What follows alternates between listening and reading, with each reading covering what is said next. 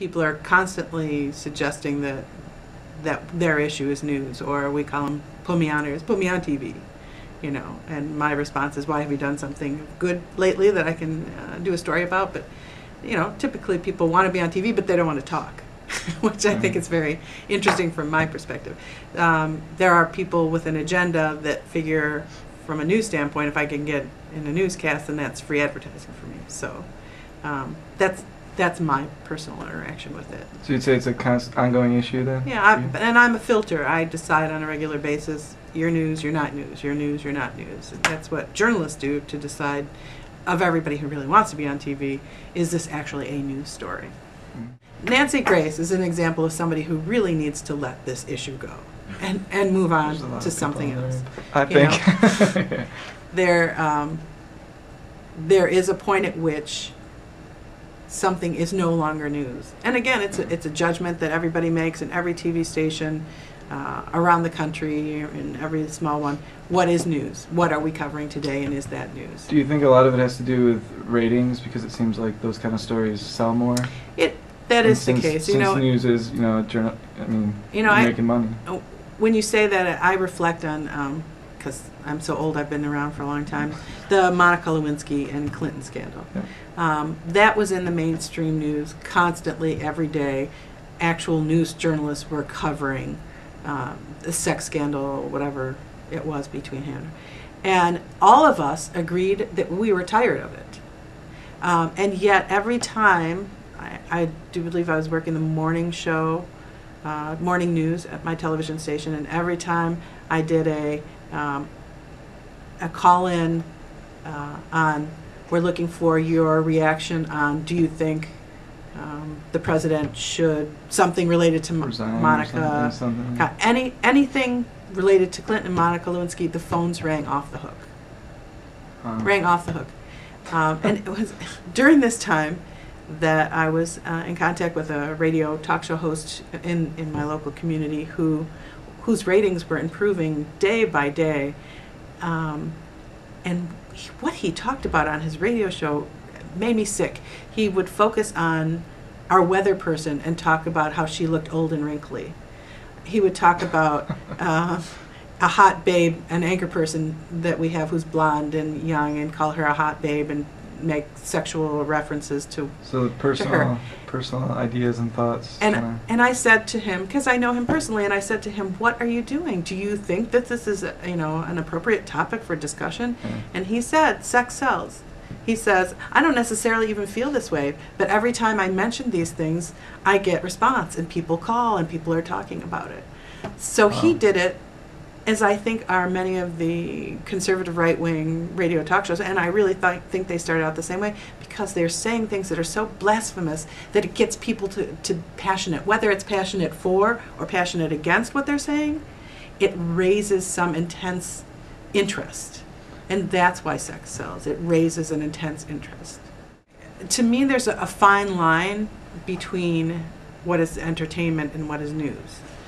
What makes a TV news story go from boring to interesting is the personalization of that story. So if I'm doing a story about a property tax increase, I can go and just look at the numbers, or I could find somebody whose taxes are going to go up 20% and what that's going to do to his income. And I tell you the person of Joe Smith, who looks like he's going to have to move out of his house because his property taxes are going to go up. As soon as you personalize a story, you draw people into it.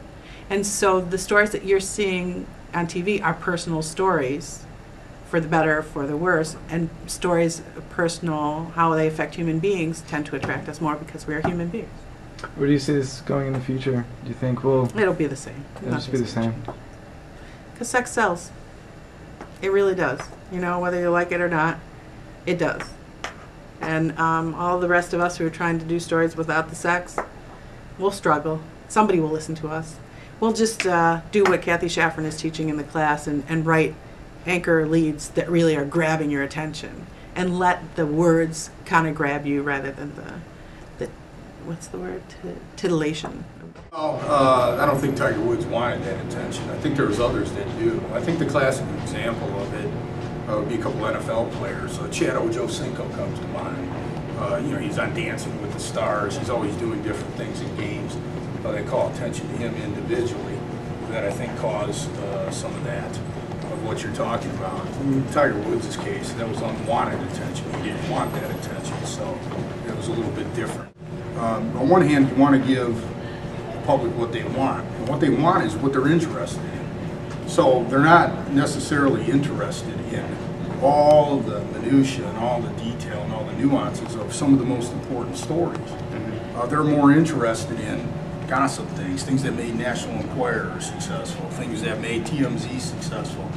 And I think there's the media struggling with that balance right now. You never see those highest rated shows do that well talking about the real issues of the day unless there's an election. Well, the thing that's interesting about it is the Tiger Woods story, for example. John Edwards, his scandal, which really involved a very serious thing, a man running for president. Look, those things wouldn't have been broken to the same extent if it weren't for those outlets.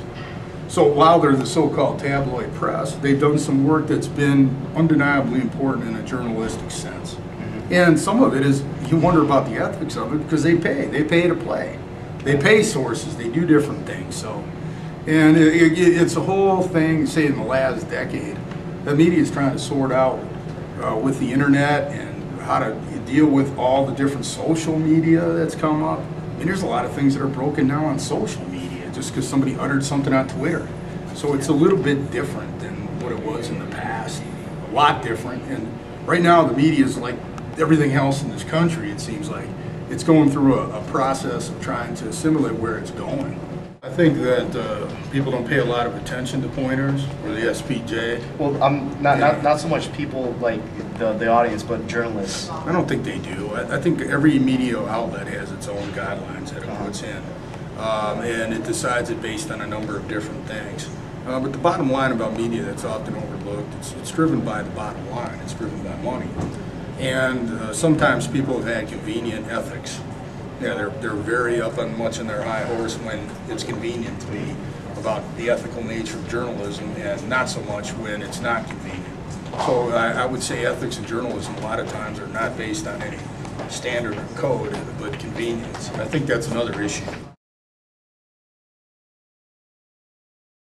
Well, I definitely think that news and the media spend way too much time on exposing petty news to our youth. I definitely think that, and I think that a lot of it should be filtered. More of it should be. What if I told you that all the stuff like the entertainment news, the celebrity gossip, was the stuff that ultimately pays the bills? I never really thought about it that way, yeah, but I guess that's pretty interesting, but we can also have everybody getting used to more important news. I just think we've gotten so used to it, and like that's what we find most interesting because that's what we're used to. Everybody worries about like some big celebrity, like, oh my gosh, what's he up to? And he just like basically does nothing to society or whatever. They just see him on the TV. Oh, look at him, man, he's in the news. But then you hear about the war in Iraq like every other weekend, so like they've heard it for so long, they're tired of it or whatever. But oh my gosh, Tiger Woods cheating on his wife. It's like awesome or whatever to them. It sucks because it's a little ridiculous what people care about. Like, you know, we want like juicy information, but we should be paying attention to stuff like how there's people losing jobs in Detroit, or like people getting shot. Like, we need to do something about that. And nobody really cares, but we all care about all the hoes Tiger Woods is with and who he's screwing around with lately, what money he's spending and stuff like that. Like, it's a little ridiculous what people care about. I don't really care. It's like, I just watch it and I think it's kind of funny. Like, Tiger Woods banged all these girls and I was like, good for him, man. Like, right on. I think people are just, I don't know, they're just drawn to stupid things. Like, the balloon thing, if you saw the balloon, it looked like a UFO. And that alone, I was like, whoa, look at that. But it's kind of stupid, I don't know. I read this news thing the other day, the Army's actually using Metallica on speakers to scare the crap out of the Taliban, and they surrender. Look that up, that's what I like to watch. It's cool. See, that interests me. It's stupid, but I'm interested in it.